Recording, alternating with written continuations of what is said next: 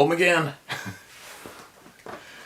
Oh man, I'll tell you what, once this lifetime is over, I sure hope they give you at least a little bit of a time out to sleep before they send you into the next adventure. You know what I mean? I know it's all self-inflicted, no sleep, but what do you do? We're running out of time, right? I'm running out of time. I gotta keep going. I might be dead this time next year. I might be dead next week. You never know. Anyway, past couple days is really great. Managed to help create a lifelong special memory between a father and his young son. How cool is that? Boy got a 30-pound salmon. How cool is that? Then the next day, we got a 21-pounder. I think a 21 to 16 to 14 or something. And Jeff's young son, Jacob, has got his first halibut. Took him out there yesterday afternoon because we all had to leave and go home. They have quite a ways to go to travel home and try to get him a halibut. Got him his first halibut, forgot to take the picture. It was a small one. And then I made them stay out there and I kept grinding to see if I could hook him into a real good one. And sure enough, hooked him into a frickin' huge halibut and it broke the equipment. The equipment that I bought, I usually make my own, it's called a spreader bar. It's piece of stainless steel, heavy gauge wire. Excuse me, I'll have swivels on all 3 points, the bottom. It's shaped like an L. And the swivel that goes to the main line blew apart from the pressure from the halibut. Poor kid. In the fight for his life, fighting a fish, exciting as all can be, and then all of a sudden, bump, endo story, done deal, nothing you could do. That was a bit of a bummer. Tried for a little while longer and then went in. Traveled home. I got home at 9 o'clock last night or something. So beat. I went by that lake again, where I had that experience the other day on the way out. Yeah, I wonder what that's all about. You know what? So reviewing my thoughts and my feelings of what went down and how I felt, how it made me feel. I didn't even want to go drive back down that road again. I will again later on. Maybe I'll take you guys with me. I'll videotape it for the hell of it, just to show you where it was. But see this photo right here? This is the patch of timber. So in this photo, to the left of the camera, about maybe 100 and something yards, is where the pile of logs sit across the old access road that I sat on top of sharing emails. Now if you go back, so I set up the drone up from there a couple years ago. And once you get way back in there, it's a substantial piece of timber, right? And there's swamp back in there. It's just dark swamp in this headwaters of the river that I steelhead fish in sometimes. And I've shared those steelhead videos here. There's also the river where numerous First Nations people and who knows who else has had visual experiences with these beings right there. Somebody sent me a screenshot from the comments section, mailed it to me, of another couple, I believe, who had experiences in the mouth of that river, where there's a couple of First Nations homes are down there, and finding tracks along the river there, and sightings, on and on and on, right? Anyway, I found, as I was daydreaming about a drive home yesterday, my main thought was, this better not be the beginning of being bugged. You know what I mean? Because where I go and steelhead fish on that river... Oh, wait a minute, I gotta back up, I'm babbling. Where I sat on those logs, the camera's facing those logs, to my right, that timber, the timber in this picture, that's the exact same patch of timber the sound came out of. It's just farther up at that end of the timber is where I was in the edge of the lake. Okay, just for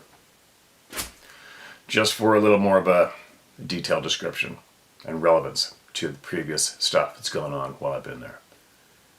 Now, what I found my main thoughts were going home last night after looking down there again was, this better not be the beginning of ongoing for me, right? I really like to go into the woods, unmolested, unbothered, untormented, mind my own business.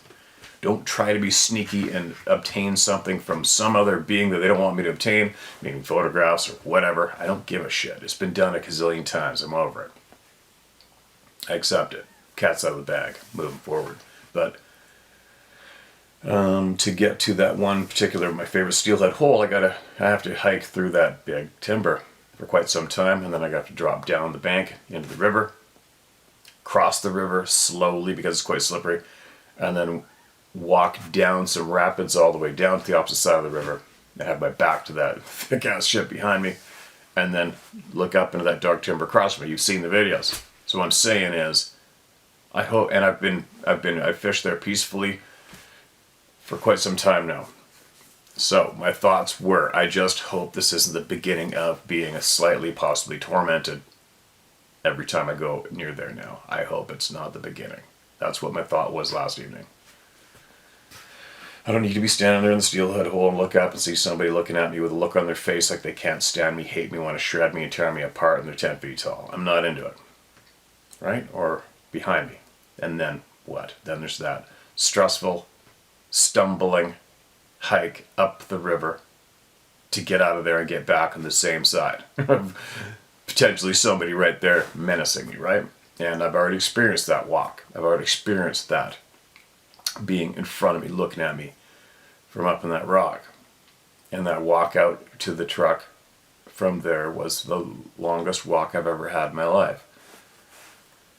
So I've experienced it to know enough that I don't want to experience that feeling again. I'm good.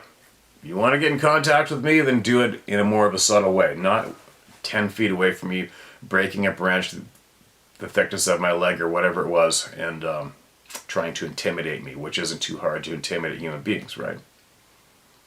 Go stand on the other side of a logging clear cut 100 yards away from me. We'll look at each other that way. How's that sound? You know what I mean? Maybe stand up on the other side of the lake I was on. Wave. I'm good. But don't sneak up and stalk me and stand beside me 15 meters away and snap a massive branch. And anyways, I'm babbling. Not into it. I hope it's not the beginning of something that's going to ruin a place for me. That's what I'm saying. Now, who's coming? Adventure Puppy. What's going on, bubs? Huh? All right. Here's our sidekick. I threw down the sleeping bag for her to lay down in the corner. I think you're Mr. Dad. All right, let's get back into it. Voices, let's go. It's time. This is titled Not for Prying Eyes. Hello, Steve. Huge fan here from Ohio. I watch your videos daily and have for a few years now. Anyhow, after learning of Edgar, I'm aware of a man that fits his exact description, former job title and hardships he is currently facing as well. I'm not entirely sure if the guy's name is Edgar, though. Just a bunch of coincidental things. I just thought I'd let you know of this, though. I can find out his name later on and maybe create a safer term for communication if Proton does not work out. I, too, have experienced a few odd things in life that have left me in wonder, and one experience that gave me definitive evidence. Also, I am currently in possession of what I believe to be a large molar from an omnivorous creature that I found hiking the backwoods of the Monongahela National Forest. Native words in me, right?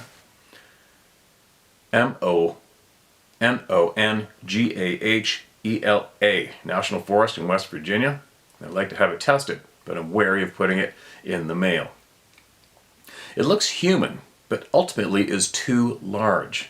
It appears to have been a chipped tooth that allowed fur from the creature's diet to be tucked up into the tooth itself.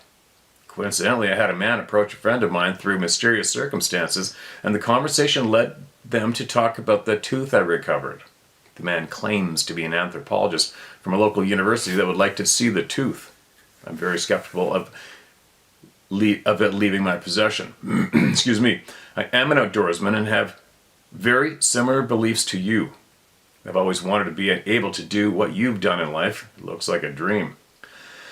Congrats for living the good life. Excuse me, you guys. I wasn't born into a family of hunters and have grown up mostly in the suburbs, making it quite difficult to do the things I've always wanted to do. Anyhow, I'd be enthralled to hear back from you and to share my few stories with you that have played a large part in finding your channels and others alike. Thank you for your time and considerations. All right, first off, tell the guy at the university to pound it.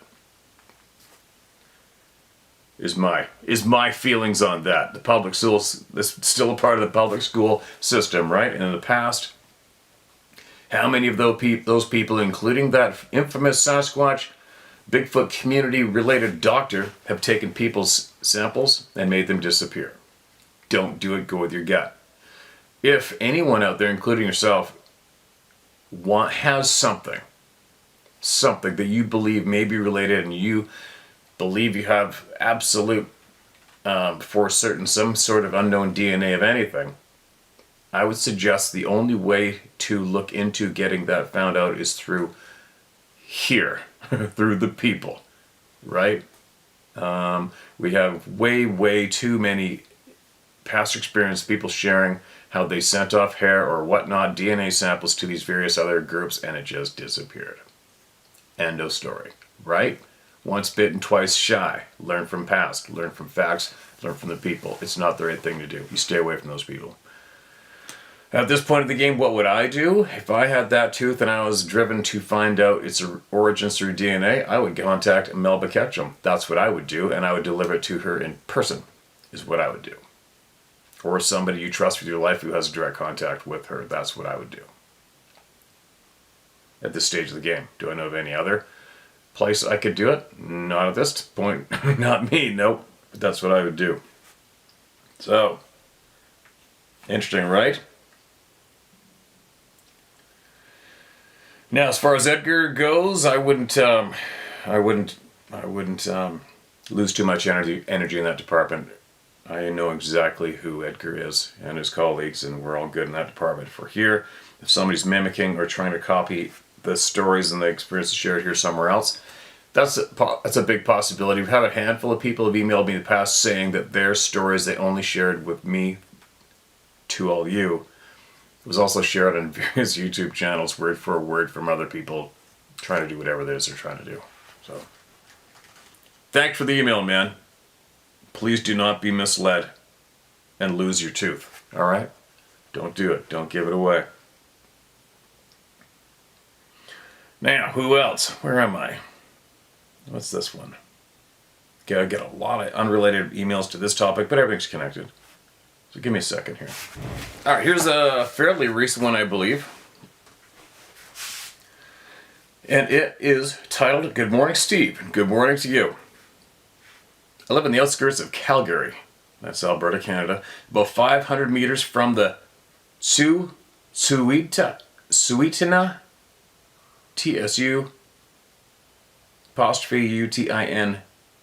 for First Nation. I've had a few interesting encounters with shadows and orbs floating through my home. You're not the only one, just so you know. I met a gentleman who used to live near Pridis. P-R-I-D-I-S-S. He was closing his gate for the night and walking back to the house. He ran into a troop of Union soldiers. Their commanding officer was distressed that they were lost. They walked right through him and kept on walking. He was freaked out. No doubt. Pridis, Alberta, is a long way away from anywhere you would expect to encounter Union soldiers. Thanks for all you do. I've always been a Sasquatch believer. My grandmother told of how they would make off with cows and calves. Deb Trochim. Deb, I apologize if I butchered your last name just now, right? My last name gets butchered all the time. It is what it is. It's never disrespectful. It just is what it is. That's interesting. That is interesting. There is a lot of weird stuff going on, right? There's a lot of weird things going on. Parallel existences. I can't even describe. Whatever it is going on, it's freaking bizarre. I have no answers to that experience, but let's see if there's anyone else from around there that has experienced the same thing. It might be interesting to a bunch of people, right? To really kind of stop them and talk to them and ask them what they were seeing and where they thought they were and how they got there. That would have been really crazy. There's another one titled Sasquatch. This is a couple of years ago. Mailed in. Steve used my name. I'm not afraid of anything. Right on. Love hearing that. Except for that being that I heard 50 feet from me in the middle of the day. Let me give you some background first. I live in Sonoma County, California. Started hunting blacktail bucks in 1980 when I was 12. 4,000 acres of private property owned by friends of the family. Looking back, there are a few things that didn't add up at the time. But looking back now and knowing what I know, they all add up. The first year deer hunting, us kids get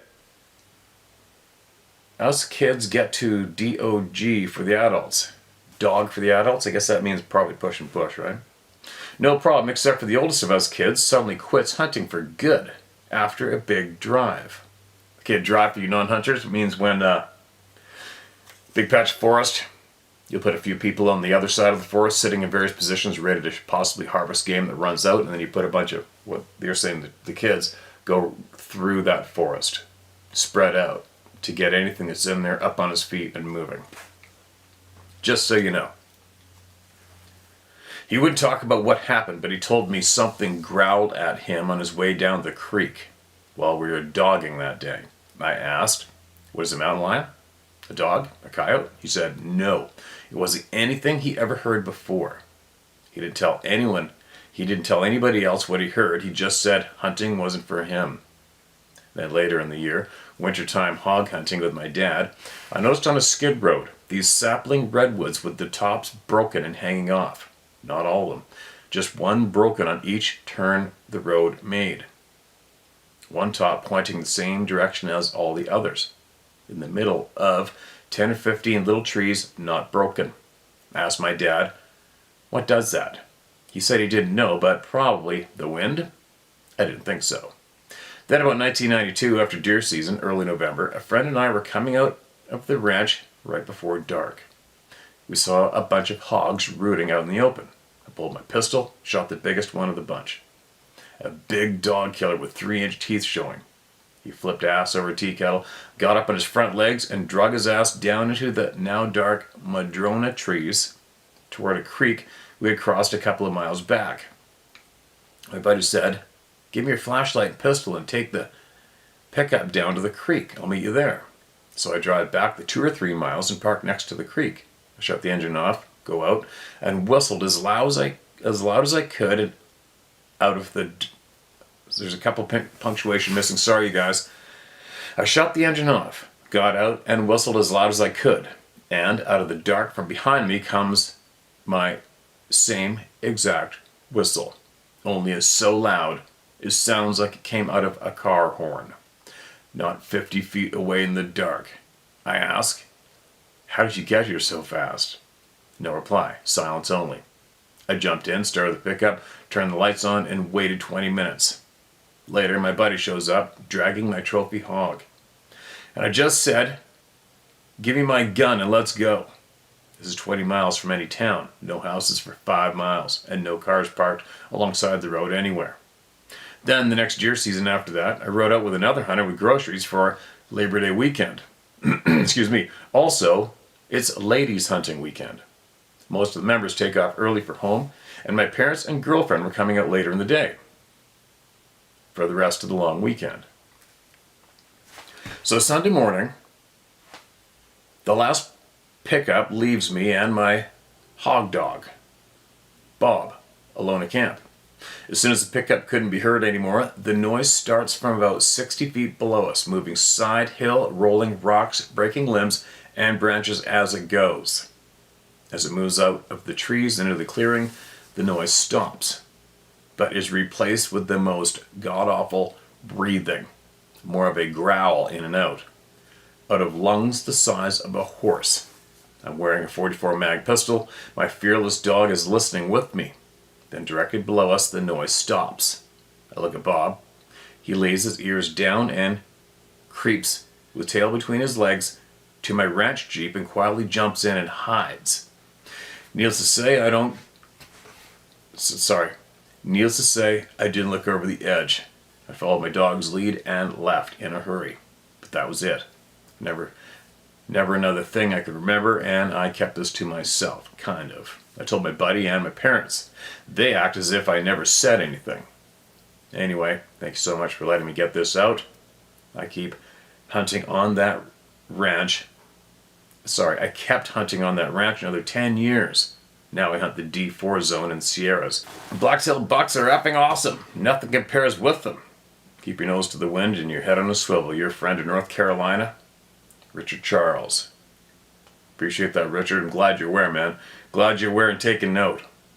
And isn't it weird when you get that blank window licker look at you when you do share something with someone who may, you would think, possibly might want to find it interesting or be appreciative of the knowledge that you're willing to share, right? But meanwhile, they just kind of look at you with that glazed over look and go about doing whatever they do. It is kind of weird, isn't it? So it is very weird how so many of the population is they're just ingrained in that program they're ingrained in, and there's no room for anything else, and they're content. They just keep doing it like a frickin' robot, like a hamster in a wheel. It's really weird to watch when you're not there yourself, right? But anyway, good luck with the blacktails.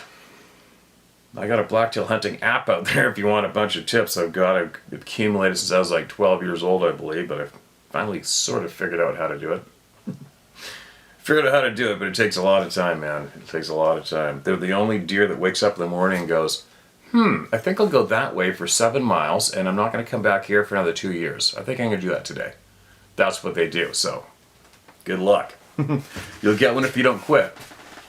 Don't quit. Don't ever quit anything. I got so many frickin' emails, you guys. Alright, here we go. What's this one? Mark this as red. My encounters on a forest ranch. That Steven name is Dana Trumbley, aka Mama D. I live in Oroville, California. I've been married to my best friend and hunting partner for almost 30 years. We have 3 children. Our first encounter was approximately mid-October of 2005 in Forest Ranch, California, during our C-zone deer season. We left our home around 10 p.m. to head up to an area then owned by Diamond Match Company. A dear friend of ours worked for them and gave us the combo to the gate. My husband worked late that night, and that set us back a few hours to get into our spot for the next morning's hunt. We finally get there, and because of the late hour and the fact that we had no moonlight, we decided to just sleep in the GMC Jimmy Blazer. Our youngest daughter is with us. She's about 10 at the time. My husband and daughter laid down in the back, and I kicked the driver's side front seat back into the lounge position. After about an hour of falling into an uncomfortable sleep, I heard footsteps coming towards the truck. I immediately became awake and aware of my surroundings. As the steps got closer, I reached over and shook my husband, and I said, quote, "Babe, there's someone walking around our truck." He said, "No way." I said, "Shh, listen." The steps were definitely bipedal, and it walked completely around the front passenger side, stopped, and then around to the back towards the driver's side. It stopped there for about 10 or so seconds and then walked off, heading to the northeast of us. About a minute later, there was an animal scream. It lasted 20 plus seconds. My mind was racing.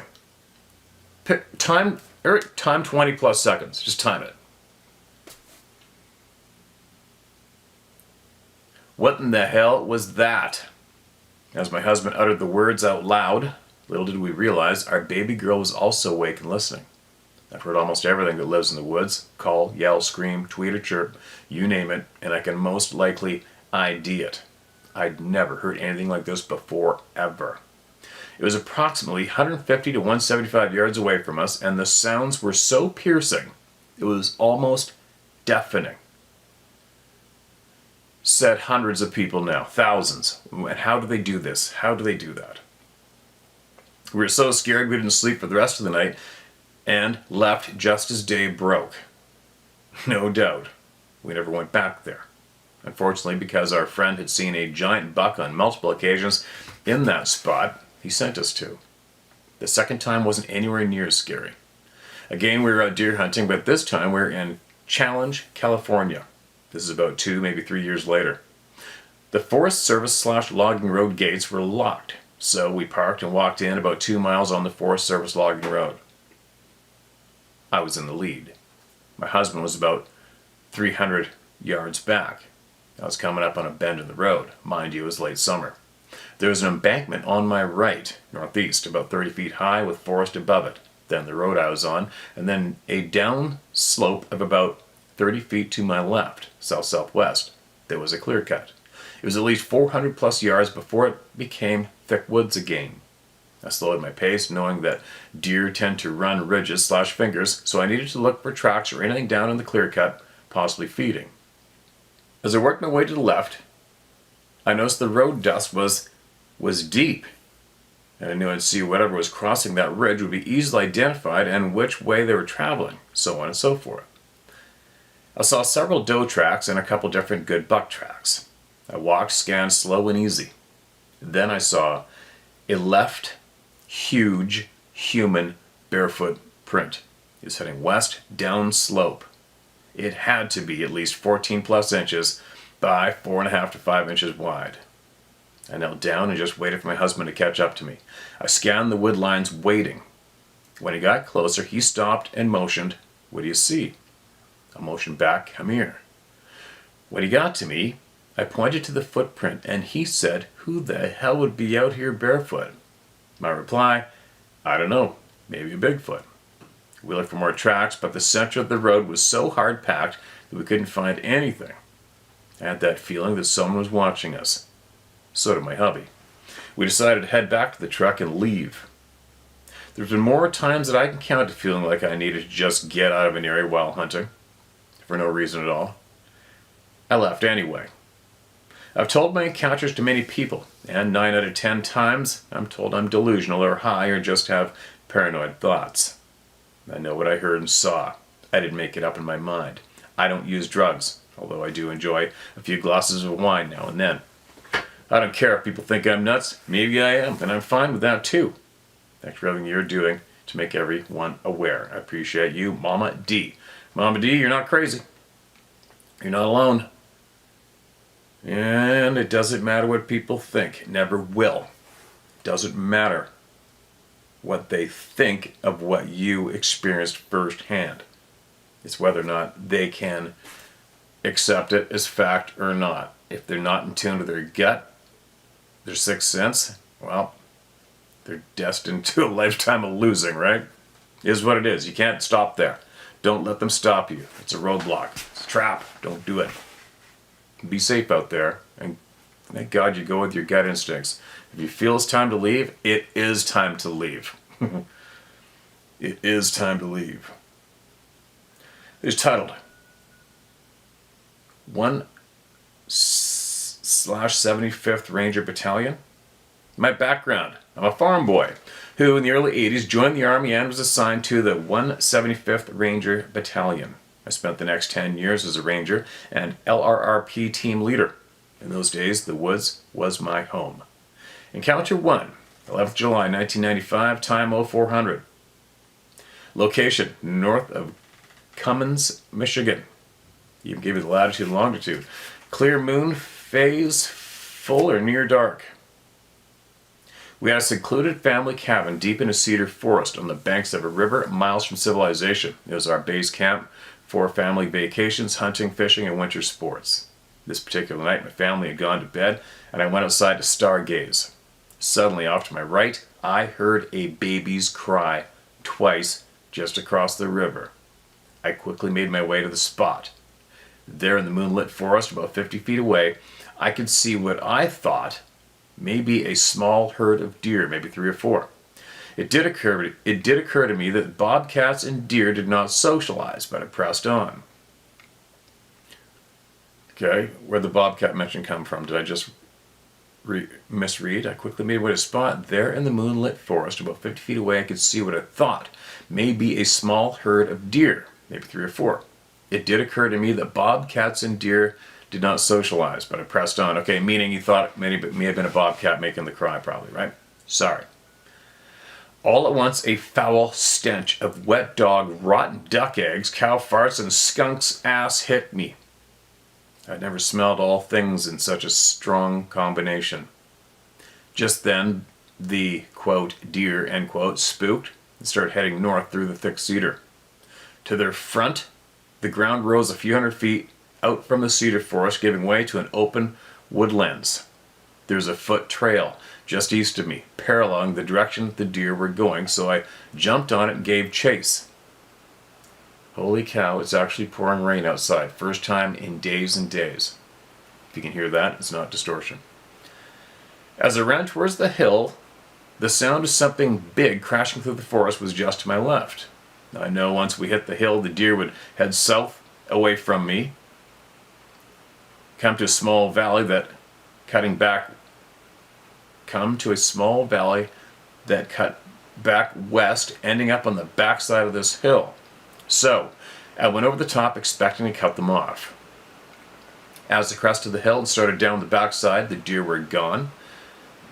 I could see small pine trees whipping back and forth violently at the north end of the valley. I couldn't believe the deer outran me, but I pressed on. Just then, I caught another whiff of that odd, foul smell. If the deer kept going, they would run into another thick cedar forest. Hot on their heels, I believed they would head south around a beaver pond and into a clear cut, logged a few months earlier. I moved southwest at a quick pace and soon emerged from the woods above the beaver pond. As I stood quietly, I heard, then saw, what looked like a very large moose coming from where I expected the deer to be. I've been chasing a moose. Had I been chasing a moose, making sounds like a bobcat and smelling like a city dump? Had I been chasing a moose, making sounds like a bobcat and smelling like a city dump? The thought was still rolling around in my head when I realized this moose has no head. It had no backside either, and it's huge. Soon this thing emerged from the tall brush and started uphill, about 50 feet from me. I was paralyzed. My pants, real men don't wear underwear, sucked halfway up my ass as the pucker factor went well past 100%.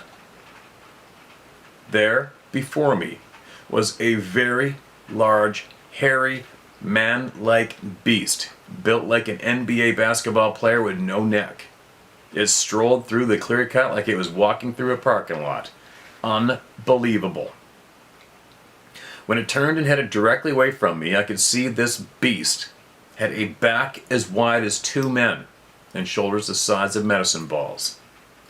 I could clearly see heavily muscled arms, chest, leg, and back, all covered in hair. As it came to the edge of the clear cut, I made a mental note of a tree limb it narrowly passed under going back into the woods. At daybreak, I took a big shot of whiskey and, armed only with a measuring tape, I headed back to the spot I last saw the creature. Excuse me. When I arrived, I scanned the woods nervously, and I fumbled with the tape. I hooked the tape on the limb long enough to get the other end to touch the ground.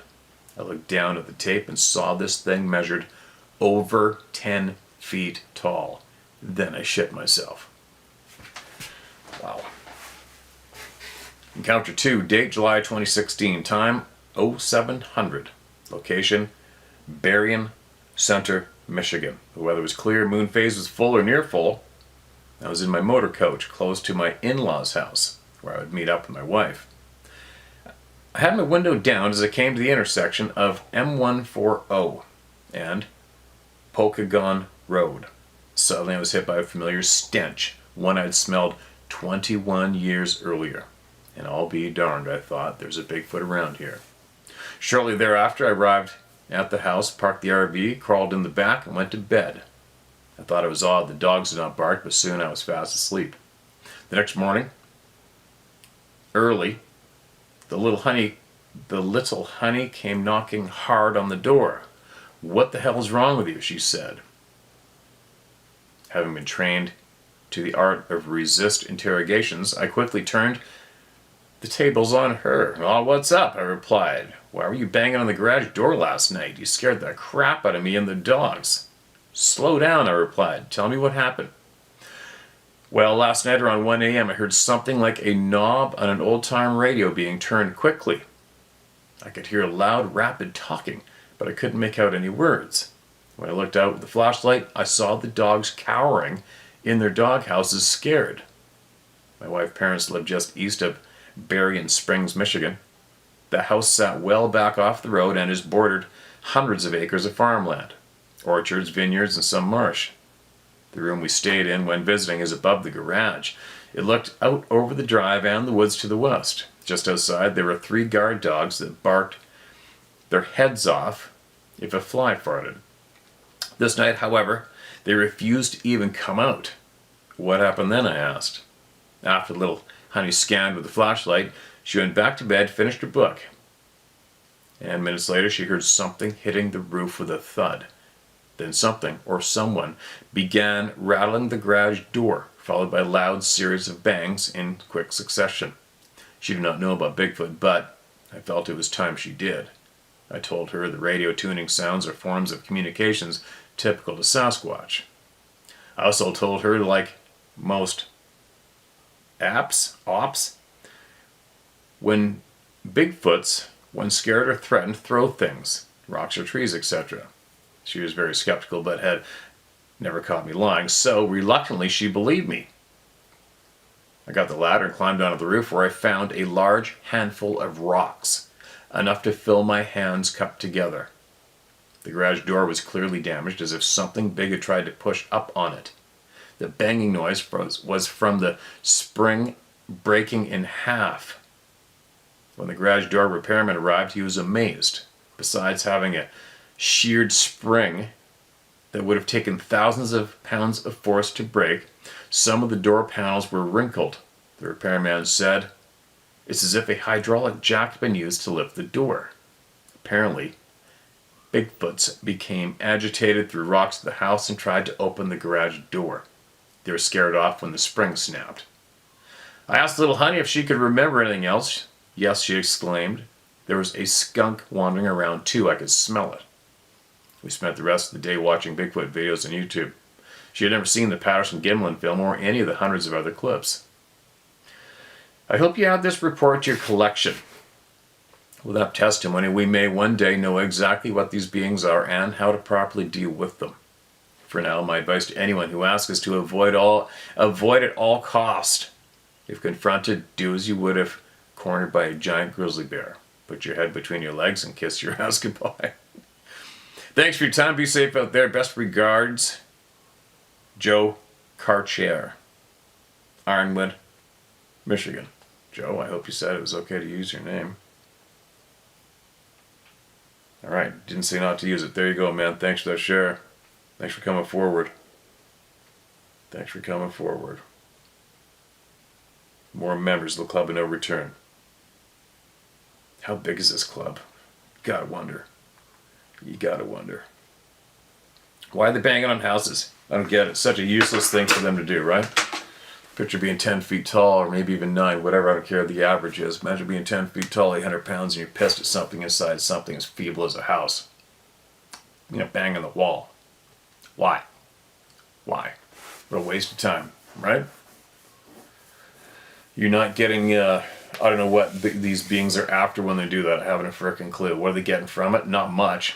Knowing they might have scared somebody in the house, that's a bit of a yawn at this point of the game, isn't it? Like, what do you guys want? What are you up to? Why are you doing that? What's going on for real? Let's get past the bullshit. I'm gonna throw some rocks on top of this house. Said no intelligent person ever. What are you getting from that, right? But anyway, quick note I keep forgetting to mention. So when Jeff and his son were on my boat, remember Jeff, we went and sat at his fire and told stories, right? And he's had a couple encounters and a few around his home currently. And I remember before he mentioned his son had seen one of these beings. So I asked him, earlier before they came fishing, I thought about maybe making a video, but it didn't even cross my mind. We were too wrapped up in the fishing. But I did ask him while we were fishing. I said, "Hey man, you ever seen one of these things?" And he's like, "Yep." I'm like, "No way, what happened?" And he said him and his 2 young friends, I think they were around 10 years old, were riding their quads back right in the forest behind where Jeff and I were sitting. And he said that this thing went ripping diagonally across the road in front of him. And he said he could just see half of his face. And he said the look on his face was scared. He said it was grayish black in color, had covered in head to toe in hair, but thought it was probably a young one because he said it was only about the same height as his dad, right? Which is about a 6-foot dude, I'm guessing. Just probably 6 foot or something. So there you go. That was a quick mention I forgot to mention. What was that? But it's interesting. Not too many kids. I haven't spoken firsthand to too many children kids, teenagers, whatever, that have seen these beings, but I did mention quite a while ago about some of the kids in the old hood that I was recently living in, these young kids who I know quite well, took them fishing and stuff and played soccer with them and beat them up and shit, right? And they all told me of this. They described this being as a dirty, hairy man, sitting on his ass with his back up against a big fir tree, watching them play soccer at a friend's house, which this friend's house is at the mouth of the Birkenhead River on the side of Lillooet Lake. And this thing was sitting on the ground just inside the forest. And they said when they looked at it, it got up and walked away. And all they said was, it's like a dirty man. It's a dirty, hairy man. And I'm listening to these kids, oh yeah, oh yeah. And it's really interesting to watch them interact with each other, watching their expressions on their face, what came out of their mouths and how they spoke, when they all remembered and recounted the exact same experience of seeing that, quote, dirty, hairy man sitting on the ground against the tree watching us kick the soccer ball. Have I talked to any other children? I don't think so. I mean, I don't really have access to hearing from children when it comes to Sasquatch, right? And they don't email us, right? So, move along. Let's get another voice heard. All right, here we go. What's this one? It's titled Red/Brown Juveniles. Hi, Steve. My story begins when I was 9.5 months pregnant with our firstborn. We've been to the hospital twice already, making sure the baby could handle the birth. I went through 2 months of weekly blood tests, which said things were not doing well. Uh-oh. We both needed a break from the stress of life so this baby could come out safely. The doctor at the time gave me excessive stress just by his bedside manner, so we left town. We had friends down the coast we visited over the weekend. The guys went fishing and had a great time. Us girls just relaxed at the beach and visited. The weather was warm for Oregon in the middle of July. My friend's husband worked for the Forest Service and gave my hubby a great location to do further fishing on our way home. Their turn off to this great fishing hole was maybe a 30-minute drive off the coastal highway. After parking there was a trail through the thick forest to the river. Once in the trail, I was hit by a truckload of raccoon poo smell. I don't know what that smells like, but I'm guessing it's not too good. I'm a sensitive person and very pregnant. It was very hard to breathe without retching. The forest was dark and cold and I was shivering, only wearing shorts, t-shirt, and sandals. When my eyes adjusted to the forest, I noticed way too many tall trees broken or bent in half, the tops touching the ground. Then, 2 to 3 pyramid-type forms. They're further away, so I'm not sure if they were clamshell piles that looked taller than my 5'2" height. There's no breeze, no noise. My sixth sense said, danger, leave now. That's when I spoke up and said, I don't think we should be here. Being as calm as I could be, my hubby said, you can go back to the rig and wait for me. Hell no, I didn't want to be alone. Who said we don't send the women off to be alone? Men. Ever. Hell no, I didn't want to be alone, so I followed him to the river. He was dressed better for trails, with boots and long pants. I was frozen with fear. Once we got to the river, there wasn't much of any trail to follow down to the river, but there was a few rocks that led to a nice flat rock in the middle of the river, heated by the sun. I found my perch to warm up on, while hubby investigated a fishing hole down the river. The rock was roomy enough, and I started to warm up. I faced the opposite side of the river so I could hopefully breathe in cleaner air. The smell was just as strong as it had been in the forest. I started a meditation to feel safer and send safety to my hubby. I felt like I floated up above me, melding with my higher self for protection. I have no idea how long I was floating, but I heard what sounded like a dozen teenagers singing, whistling, and carrying a boombox. This was in July 1978. Oh my God, they were so loud. I ignored them, hoping this wasn't their party place, and continued to just float above me and be in bliss. Yeah, right. This wasn't the place for that. Pretty soon I was noticed. There were whoops, whistles, louder whoops. Then I had 2 boulders thrown inches next to me that splashed in the river, and I yelled, "Go away, leave me alone, kids."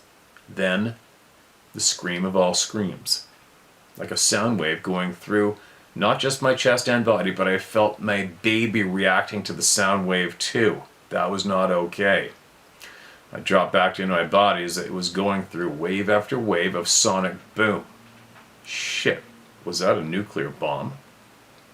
In my mind, I saw 3 red-brown, 7-ish beings acting like teenagers. Wow. Maybe 300 pounds each.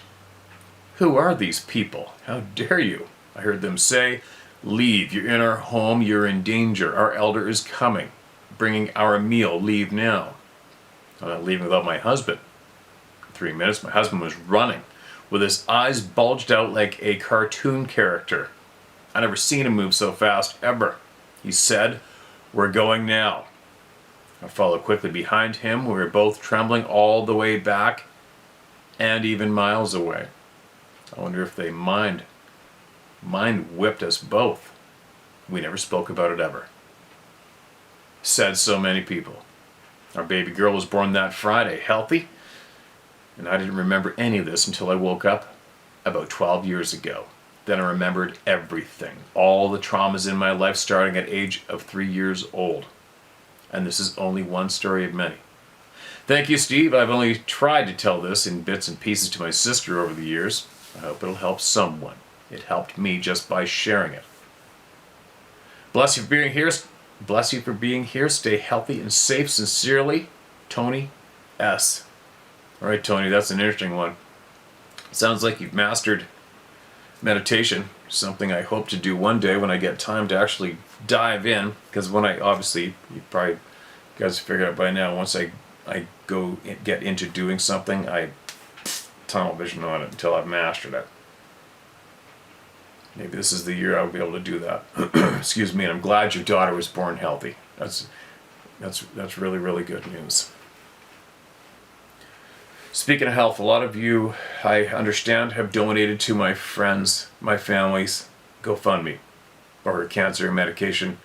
That is so appreciative. There's so many kind people here, and I hope that, obviously, this channel and the subscribers here are just a teeny fraction, a drop in the bucket of how many people are on the world today. And I hope that that is a reflection of what's really going on with the majority of us out in the world, is the kindness. So there's so much kindness. There's so many kind people here. So many kind people here is such a freaking good thing. Anyway, she contacted me this morning in tears, sharing her gratitude and how she was just taken back by how much kindness and how many caring people there are in the world. It's a really good thing. I'll even share that. I'll share the GoFundMe link one more time under this video as well. Kind people everywhere, thank God. All right, what's this one? Moving along. This is titled, "I have never spoke to anyone about it."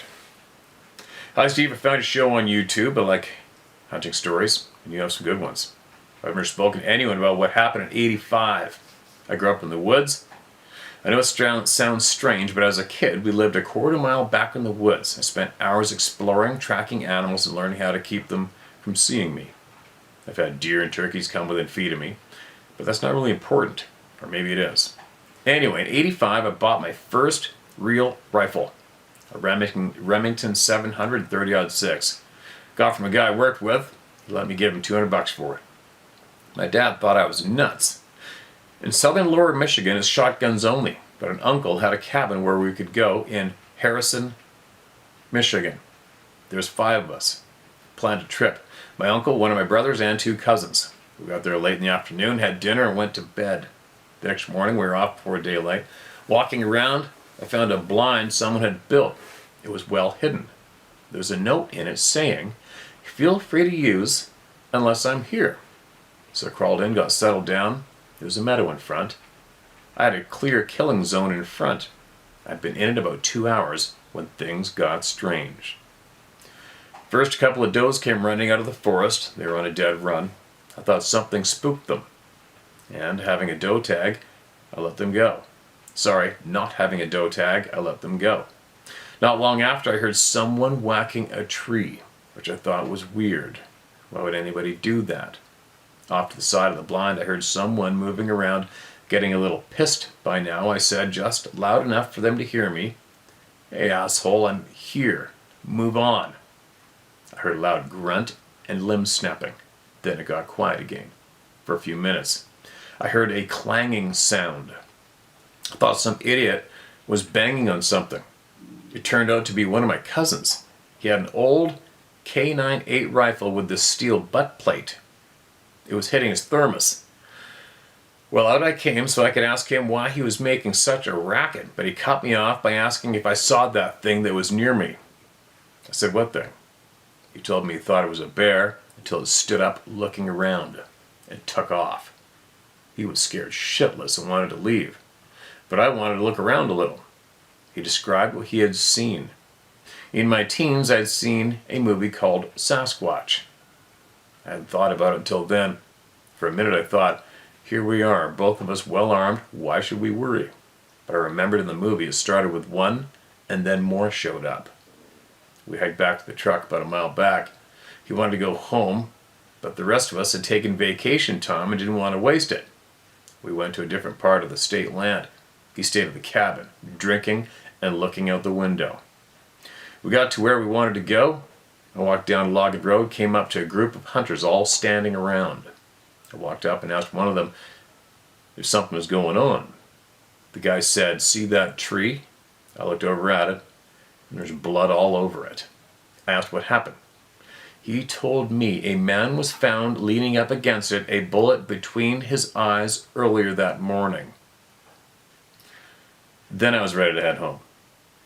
I've never been hunting up there again. Well, that's my story. Use it if you want. My name is Mike B. Thanks for your telling the truth about things. P.S. You're right about those people on that show. How could anybody find anything in the woods running around making noise and acting stupid? I'm out. There you go. More members of the Club of No Return. Your poor friend. Your poor buddy, eh? You imagine? You imagine that would really, really suck if you were with a group of people, you planned a great big trip, all that time, the money, the time taken off work, scheduling, families, kids at home. Finally, you're on your way, and one of your groups sees something like this and is absolutely terrified and probably willing to fist fight to turn around and go home. You imagine having to be that one guy or gal, and now you're outnumbered by 5 or 6 people, possibly, or whatever, and they're like, "Shut up, we're not going home." And then they carry on, and now you gotta stay. That would suck, especially if you were absolutely not familiar with these facts going on. You didn't even have a half of an inkling it may be real. Although you might have seen some stupid show on TV, right? I stress the stupid show part. Oops. But anyway. Let's get another one heard. Man, it's really raining out there. Thankfully. This is titled Southern Mississippi. Hello, Steve. I'd like to share by saying most every video you post inspires me even more to spend time outdoors. Hunting, fishing, hiking, etc. I do kindly ask that if you do choose to read this on your channel, only use my first name, please. Chris. Gotcha, Chris. And thank you for leaving out your last name. And hopefully to put it in the rest of the email. I've watched numerous videos you've shared that involve gut feelings, and decided to share 2 separate occasions where I had this uncontrollable urge to retreat. One story being from when I was 6. I'll begin with the time I was 6, and only because one other person who wrote in experienced exactly what I did. So, I feel as though I might not be loopy about it. At the time, I lived in a bayou house on stilts about 5 feet off the ground in southern Mississippi. It was Christmas Eve night, so I stayed up in hopes that I would see Santa. Typical mischievous kid. I remember that night was also the first time I seen snow, fairly rare there. Anyways, there he was, looking out my bedroom window from the top bunk, roughly 8 to 10 feet from the ground outside. Suddenly, the light from our neighbor's yard was gone, and I was staring into two red eyes.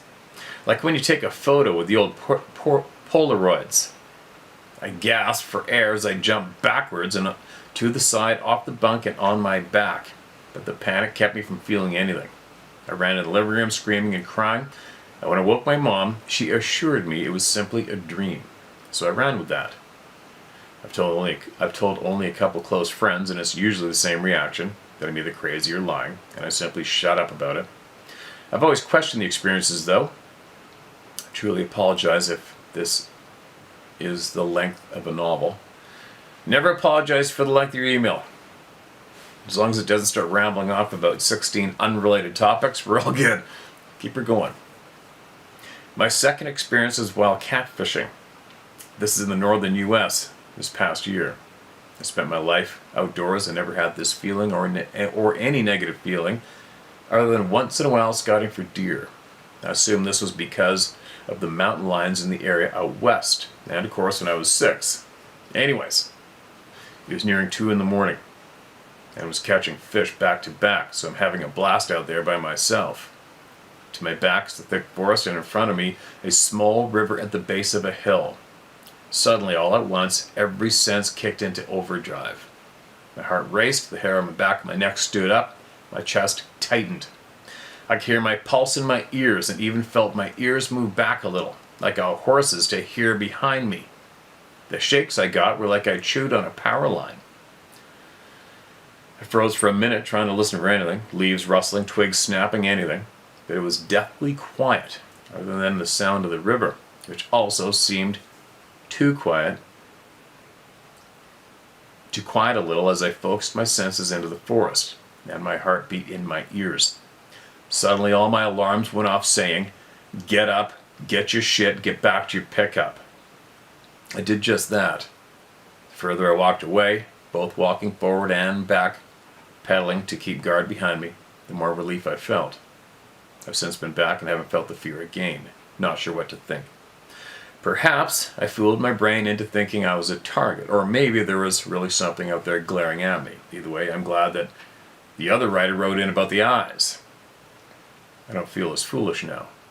Thank you for all the videos of every topic. Keep up the great work and stay safe out there in the mountains or on the water. Alright, man. Thanks, Chris. Appreciate you, man. And obviously you've been here a bit now. You know, you're not the only one with the red eyes. The red eyes has been reported so many times, it's almost standard detail now, right? The big question is, why the red? Why do they reveal the red eyes to human beings? Why? How are they illuminating their eyes on their own? Now, on the red eye note, always take note. Where have we seen red eyes used in our culture? It's always on the monsters, right? The monsters have always had red eyes. In comic books and movies, drawings, the monsters always had red eyes. The bad guys always had red eyes. Where'd they get the red eyes from? Originally, right? Where'd they get it from? Why'd they go with it? Why do human beings know to put red eyes on the bad guys or the bad creatures, the bad monsters? Right? Gee, I wonder where they got it from. Alright. Okay. Here's another one. No title. Dear Steve, first of all I want to say thank you for all the content you upload with your busy schedule. You've given a lot more peace of mind. I wish to hide my identity so you may refer to me as Jay. Feel free to share my story if you like. I'll start off by giving you a little background about myself. I'm 24 years old. I'm from a very rural county in southwest Virginia. Probably more cows here than people. I'm a very active person. I'm an avid bow hunter and gun hunter and fisherman, and have been for the majority of my life. I'm very active with lots of hiking and running when I'm home. I know I'm very young, but I have nerves of steel. I drive a tractor and trailer. I pull a low boy. I moved any kind of equipment you can imagine. Everything from excavators to bulldozers to cranes, drills, and off-road hauler, etc. After I started driving a truck through the rain, sleet, and hail and snow, nothing really seemed to get my blood pressure up anymore. Now, time to get to my experience. Me and a lifelong friend went in together and leased 100 acres to hunt this year, close to where he lived, where I've lived my whole life. I ran through the woods my whole life without a care in the world until about a month ago. It all began about a month ago. I rode my four-wheeler a couple hundred yards into the woods, so I had probably a 20-minute walk to my deer stand, which I had hunted at this stand several times this year already without incident. As soon as I got within 100-ish yards, I got the most terrified feeling I've ever gotten in my whole life. It was all I could do to breathe, let alone keep walking. Off pulled my 40 cal. Probably meant I pulled my 40 cal pistol from its holster. I was frozen with my light in my hand. My heart was beating out of my chest. I was sick to my stomach. I could hear something keep walking around me. I know what a deer, bear, turkey, and squirrel sound like, and it was not one of these. I stood there for what seemed like an eternity, but probably wasn't 30 seconds, and I quickly walked to my stand. I didn't run, but I didn't waste any time. Once I finally made it to my stand, I never felt safe until the sun came up. But once I could start seeing through the thick timber, I just had the biggest calm I've ever felt in my life come over me. I don't know if they were testing me to see my reaction, or if the calming feeling was because my sixth sense was telling me that they decided I wasn't worth fooling with, or what. I never did see anything, I just had my sixth sense bell ringing like you'd not believe. Ever since this incident, I've been hearing very alarming sounds like monstrous rocks being thrown through tree limbs. Not really being thrown at me, but just in my general direction. Big tree limbs were being snapped very loudly, but no screams or growls. Not that I'm complaining about not hearing them, I don't want to hear them. I don't want another encounter. I don't ever want that feeling again in my life. I would not wish that upon my worst enemy, to feel as helpless as I did. Do you have any idea what they wanted with me? Why did I have the big calming feeling? Could you throw your 2 cents in on the whole situation, please? I'm begging for some enlightenment. I've not completely given up hunting in the area, but I'm very wary about where I go and when I go. Thank you for everything you've done and all the stories and advice you've shared. Keep doing you, and don't let anyone ever take that away. Feel free to email me back, Sincerely Jay. What do they want? I don't know what the hell's going on, man. I don't know why or what they want with us. Is that a warning? I don't know. Is that was someone messing with you and someone who has authority over them give a little kick in the ass and sent you the calming feeling? I don't know, maybe possibly haven't a clue. But I do remember one thing I heard firsthand from a man looking me in the eyes and Dr. John Bendernagel in the eyes while he told us his experience near Kamloops, British Columbia, of this being peeking out at him from behind a tree, scared the absolute shit out of him. He was hunting, had his gun on it, and he said that all of a sudden, after staring this thing in the face at 15 yards or whatever it was, after doing this for a little bit, he said to us, this is over 20 years ago now, holy shit. He said to us that all of a sudden he had an absolute calming feeling came over him, like everything's going to be okay, everything's fine. I'll never forget he said that. And that was, back then, that was one of my first clues that there's a lot more going on than just a rutting monkey eating bananas swinging around the forest staying hidden, right? Which couldn't be further from the truth. So, what's the calming feeling all about? I don't know.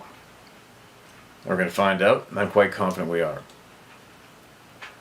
Please don't stop going to the woods, man. Go with your sixth sense. Go with your gut instincts, all right? You guys, you see where I go when I'm sharing all these videos. I still go. Do I go places my gut says don't go? Never. I don't go there. If I go with my gut with every decision I make in life, I go with it. Even the most minute detail, even the most minute decisions, whether I should go fish right over there or whether I should go fish there. I go with my gut. Your gut wins every single time.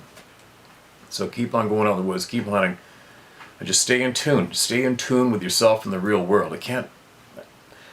that skill, being able to do that today, is probably one of the most vital skills we could possibly possess today, is going with our sixth sense, our natural instincts. Because especially when you look at what's really going on, is the massive effort going down of various groups or individuals trying to keep us the furthest they can, keep us the furthest we can be from being in tune with ourselves or intuition in the real world.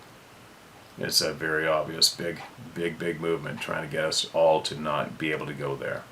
Don't know why. Have a good idea, but I don't know 100% for certain. But anyway, that one. Sean Ryan podcast. I've promoted Sean Ryan's podcast a few times. I don't know the guy, never met him. But I have listened to him recently. Like when I'm on the boat, I'll listen to a podcast. I'm trying to fall asleep. And he has been cracking open some taboo topics. He's not a scared man. He's brave. And there's no bullshit with this guy. And I would encourage all of you to possibly go have a quick listen to Sean Ryan. Go through his videos, see what title might be interesting to you, and listen to him. I believe he's a good man. And he's a no bullshit guy, and he's not scared. And he's sharing a lot of truths that the majority of society would probably shun as way too out there. And he's going for it. And he's going in anyway. And he's bringing forth a lot of what are called today as whistleblowers, sharing truth. So, have a listen to him when you can. That's one other mention I wanted to make while I was here. Now, what am I doing? Before I could babble even more, I guess I'm probably my butt in gear. Get caught up in some stuff here. And come back and share some more voices. I'm going to try to actually share more voices this evening so that you guys can get a good start in your day. Tomorrow morning with getting back on the usual early launching routine of hearing voices. God, I had a lot to say. There's a message I had in my head. It came to my attention that I was going to... Oh yeah, okay. Sorry. On the questions, how about this one, all you? Let's just say, you could be in contact with someone who had the answers when it comes to this topic. Okay? Let's just say you could. Give me your top 10 questions you would ask when it comes to this particular topic, the Sabe, Sasquatch, the wild people topic. Give me your top 10 questions. Make sure they're good ones. Really think about it. Don't just go ripping down 10 questions off the top of your mind. Think about it. Really, truly think about it. Let's just say you could have those answers. What would you ask? Your top 10 questions. If you felt absolutely confident you could have those questions answered from someone who knows, what would those top questions be when it comes to this topic? All right? I'm very, very curious right now what your top 10 questions would be. All right? Just in case they may be answered shortly. All right? And I think I'll sit down and I will write down my top 10 questions as well, and I'll put them in the comments section myself, and I'll pin it so you can all see what I would ask at this stage of the game. All right? Let's do that right now. Or when you got time. Put them in the comment section below this video. Please share with me your top 10 questions you would have of these beings if you were 100% confident they were going to be answered honestly. And I'll do the same. All right? I think this will be very interesting. And there you go. Now, off I go. And as well, I'm going to share my friend's link for her GoFundMe that her girlfriend created for her. If anybody would like to do anything, throw down 50 cents or whatever you could. And most of all, I would hope to have prayers given for her.